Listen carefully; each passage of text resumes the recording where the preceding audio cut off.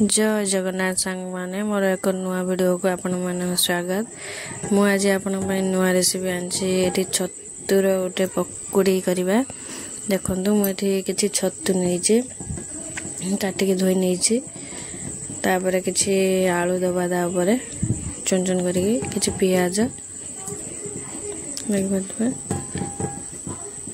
छतु जेहेतु कम दिले मुझे बेसन कप दे देछि, मेथी पत्र टी दे देछि, लंका गुंड जीरा गुंड स्वाद अनुसार लुण देके ताको भल भाव मिक्स करनबा।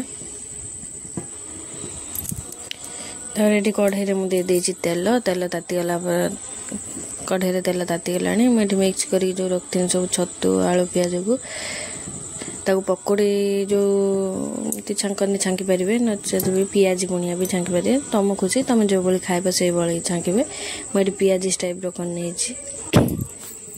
देखि पारे केते सुंदर कलर पलि आसला। आपण मैंने के छतुर पकोड़ी करी खाई नहीं कमेंट में मत निश्चय जनइबे। जदि भी न करी खाई थोड़े करके ट्राए करंतु देखिए बहुत भल लगे। मत तो बहुत भल लगे एमती आपण मानक जदि भल लगे करी खातु जदि भल लगे कमेंट रे निश्चय कहबे।